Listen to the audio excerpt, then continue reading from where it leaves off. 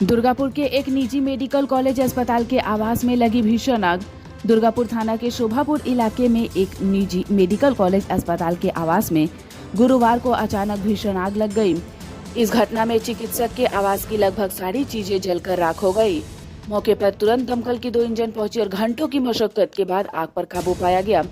दमकल विभाग के सब इंस्पेक्टर ने बताया कि जिस आवास में यह घटना हुई वहां आग पर नियंत्रण पाने के लिए कोई उचित व्यवस्था नहीं थी, जिसके कारण आग को बुझाने में काफी वक्त लग गया। वहीं दूसरी तरफ जिस चिकित्सक के आवास में यह घटना हुई उनसे बात की गई तो उन्होंने बताया कि इस घटना में उनके कई कीमती सामान जलकर राख हो गए हैं। हालांकि जब आवास में आग लगी उस वक्त वह अपने आवास में मौजूद नहीं थे।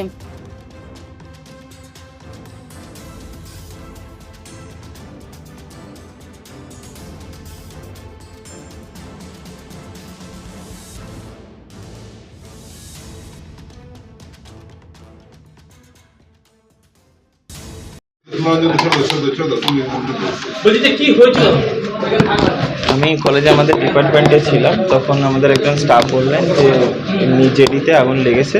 আমি তারপরে আসলাম আর এসে ধোয়া ছিল এবং এনারা সবাই মেটানোর চেষ্টা করছিলেন। কি থেকে হলো কিছু বোঝা যাচ্ছে? বুঝতে পারছি না, হয়তো একমাত্র এসি ছাড়া আর কোনো সোর্স তো হচ্ছে না।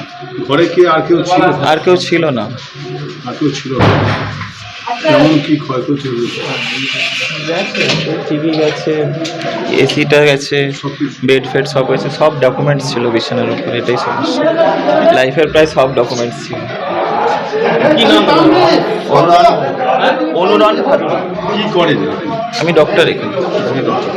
বলছি যে শর্ট সার্কিট মনে হচ্ছে। হতে পারে, আমি কি করে বুঝবো? এটা তো স্টাফ কোয়ার্টার। হ্যাঁ, আপনার সমস্ত সার্টিফিকেটের মধ্যে ছিল? সেগুলো গেছে ম্যাক্সিমাম। ফল পাওয়ার নির্ধারিত সময় নষ্ট একদম না করেই আমরা যথারীতি নির্ধারিত সময়েই এসেছি। আমরা আগুনটা যখন এলাম তখন আগুনটা কিন্তু সিচুয়েশন কিন্তু খারাপই ছিল। আমরা যথারীতি 2টো লাইন চালু করে একটা আমাদের যেটা আমরা দমকলের ভাষায় বলি হোস্টিল হোস এবং একটা হোস যেটা নর্মাল ডেলিভারি হোস, 2টো লাইন একসঙ্গে আমরা চার্জ করি এবং চার্জ করে আগুনটাকে নিয়ন্ত্রণে আনার চেষ্টা করি।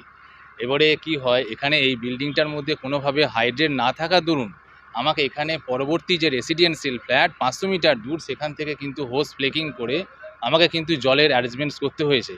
তো প্রাথমিক পর্যায়ে আমার এই জলের অ্যারেঞ্জমেন্টস কিন্তু এই বিল্ডিং থেকে আমি না পাওয়ার দরুন কিন্তু ওখান থেকে নিতে হলো এবং সেই কারণের জন্য আমাকে কিন্তু একটা সাপোর্টিং একটা গাড়ি আমাকে আমার ডিপার্টমেন্ট থেকে আমাকে নিতে হলো। যেহেতু জলের ব্যবস্থাটা সেই মুহূর্তে ইনিশিয়াল পজিশন আমরা আগুনটা ধরুন বিভিন্ন কারণে হতে পারে, এই মুহূর্তে তদন্ত সাপেক্ষ। এখন এই মুহূর্তে অনেকভাবেই লাগতে পারে, আমি ডিটেক্ট করে কিছু বলতে পারবো না।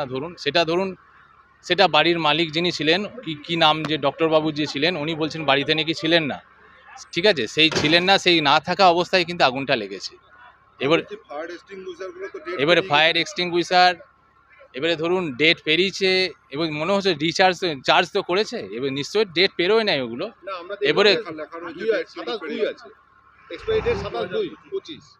27/2/2025।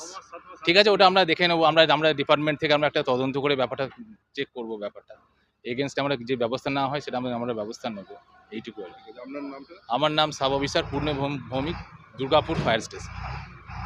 মানে ব্যাপারটা বুঝতে পারলেন তো, এই বিল্ডিংটার জন্য কোনো ফায়ার সিস্টেম না থাকা ধরুন আমাদের কিন্তু পরবর্তী বিল্ডিং থেকে আমাদের কিন্তু জলের ব্যবস্থা করতে হবে, এটাই ব্যাপার।